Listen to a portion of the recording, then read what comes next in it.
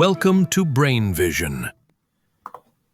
Part A says to show that the period is t equals to n to the third, the orbital number, times t naught, and determine the numerical value for t naught. So to do this, we're going to use the Bohr's model theory. So the period in the Bohr's model theory is the circumference divided by the velocity, where the circumference is equal to 2 pi r. So it's 2 pi r divided by the velocity, where the radius in this equation is equal to 4 pi epsilon naught times n h squared over 4 pi squared e squared m, where e is the charge of the electron, m is the mass of the electron, n again is the orbital number, and h is Planck's constant. And we also have the value for v there in terms of e squared, h bar, Planck's constant, the numerical value for the orbital, so the integer n value, and all we have to do is simply plug those in to our equation for the period and get a representation of the period.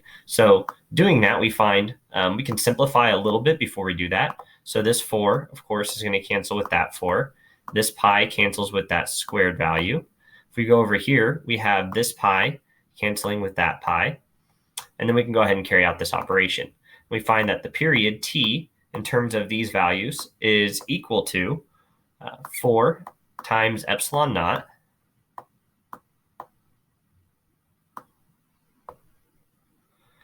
times h squared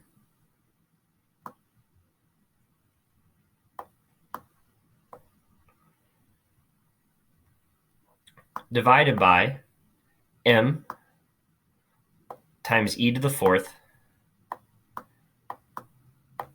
times n to the third. Now, the reason that I wrote it this way is because we are going to let the value t naught be equal to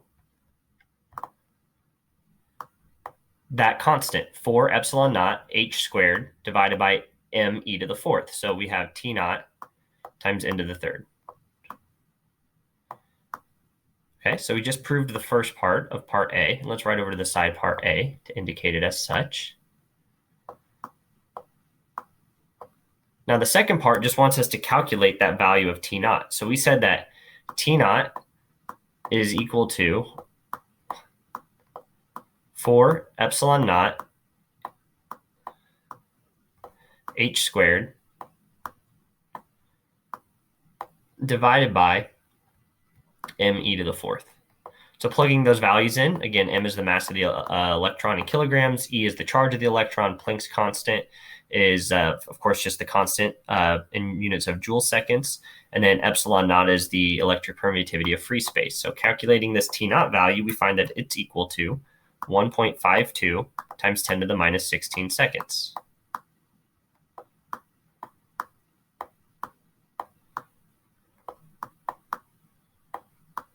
We can box that in as the second part of the solution for part A. Part B says to go ahead and let n equal to 2, and the time that passes is equal to 10 microseconds, which is 10 times 10 to the minus 6 seconds. But 10 times 10 to the minus 6 is 10 to the minus 5. So this is 10 to the minus 5 seconds.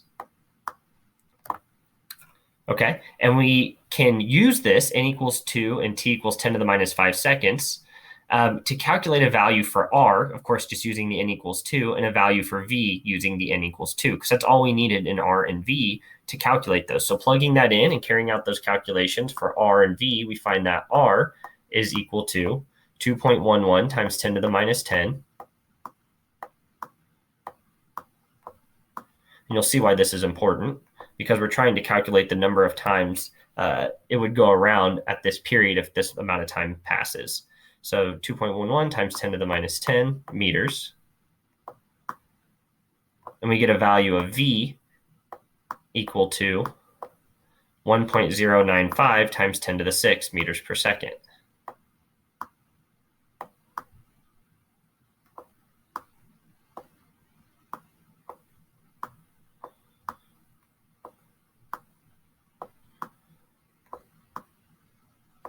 So assuming that this thing is traveling at this constant velocity for the entire time that we're given, we can find the distance that it travels.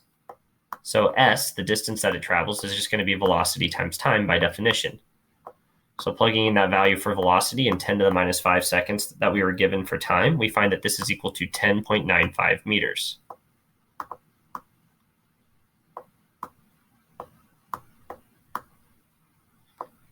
Given that, we can find the number of times it goes around the circle by taking in being equal to s, the total distance it travels, divided by the circumference of one circle, 2 pi r.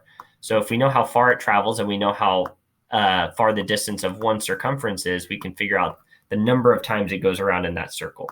And this would be equal to 8.26 times 10 to the 9, which we can box in as our solution for part B.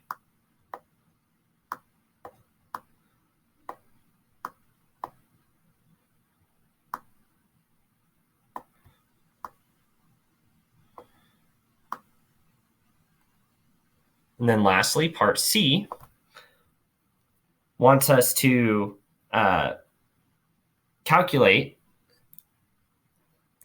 the, based on the definition of one period as an electron year, analogous to Earth years being the period of Earth's motion around the sun, explain whether we think the electron in the n equals 2 orbit is living a long time. So what we're going to do then is we're going to consider again that n equals 2 here.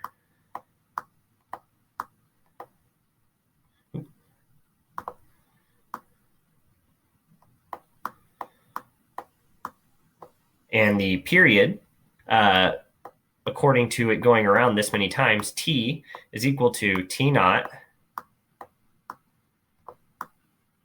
times n to the third times the number of times it goes around, n. So carrying this out, we find that this is equal to 10 to the minus 5 seconds.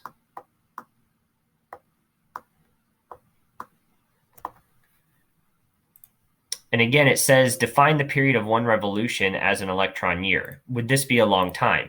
Well, one electron year is 1.52 times 10 to the minus 16 seconds, right? So 10 to the minus 5 seconds, we're assuming here that it goes around 8.26 times 10 to the 9 times, which is a billion years. So yes, this is a long time.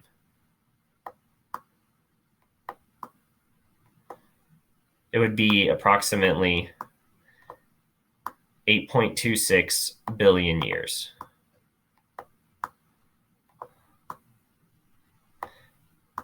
Because it's 8.26 times 10 to the 9 times around.